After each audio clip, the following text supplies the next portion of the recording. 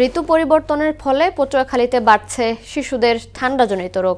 এতে আক্রান্ত হয়ে গত ৩ সপ্তাহে হাসপাতালে ভর্তি হয়েছে ৩৬৩ শিশু। জেলা সদর হাসপাতালের শিশু ওয়ার্ড ও ডায়রিয়া ওয়ার্ডে ধারণ ক্ষমতার ৩ গুণ রোগী রয়েছে। ফলে পরিস্থিতি সামাল দিতে হিমশিম খাচ্ছেন চিকিৎসকরা। পটুয়াখালী থেকে খোকন হাওলাদারের প্রতিবেদন, জানাচ্ছেন শারমিন স্বর্ণা।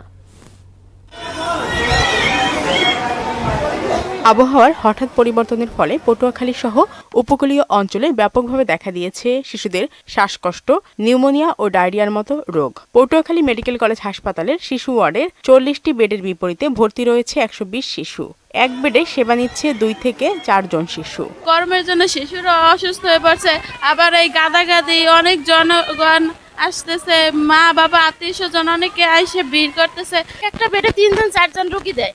আমরা আসি সুস্থতার জন্য, কিন্তু সুস্থতা আমরা পাই না। রোগী বেশি, মানে বেড কম, এদিকে দেখা যাচ্ছে মানে ২ জন ৩ জন করে থাকা হচ্ছে, মানে এই সমস্যাটা। জেলার উপজেলার স্বাস্থ্য কমপ্লেক্সগুলোতে শিশু বিশেষজ্ঞ না থাকায় চাপ পড়েছে ২৫০ শয্যা হাসপাতালে। পার্শ্ববর্তী জেলা বরগুনা, আমতলী ও বেতাগী উপজেলার অনেক রোগীও এখানে আসছে। জায়গার সংকটের কারণেই তো একটা বেডে ৩টা করে বাচ্চা দেওয়া হয়। বেশি বাড়াইয়া বেড বানাই দিলে তাহলে মনে করেন ভালো করে থাকতে পারতো রোগী নিয়ে। হঠাৎ রোগীর সংখ্যা বেড়ে যাওয়ায় চিকিৎসা দিতে হিমশিম খেতে হচ্ছে বলে জানান এই চিকিৎসক। আমাদের এখানে বেড সংখ্যার চেয়ে ৩ গুণ রোগী বেশি। যেমন আমাদের প্রিভিয়াস রোগী ছিল ১১৩ এবং সকাল থেকে আরও ৬-৭ জন রোগী অলরেডি অ্যাডমিটেড হয়েছে। তবে আমরা এখন বেশি দেখতে পাচ্ছি বাচ্চাদের শ্বাসতন্ত্রের প্রদাহ, মানে শ্বাসকষ্ট, কাশি, জ্বর। আমাদেরই তো ৪০ বেড, আমাদের রোগী বর্তমানে আছে ১২০ জন। সেই ক্ষেত্রে আমরা প্রত্যেক বেডে ৩ থেকে ৪ জন বাবু রেখে সেবা দিচ্ছি।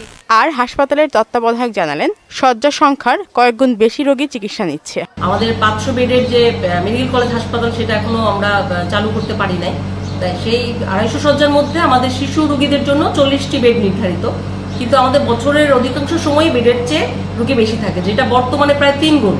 এ সময় শিশুদের বিশেষ যত্নের পরামর্শ দিয়েছেন চিকিৎসকরা। শারমিন স্বর্ণা, মোহনা সংবাদ।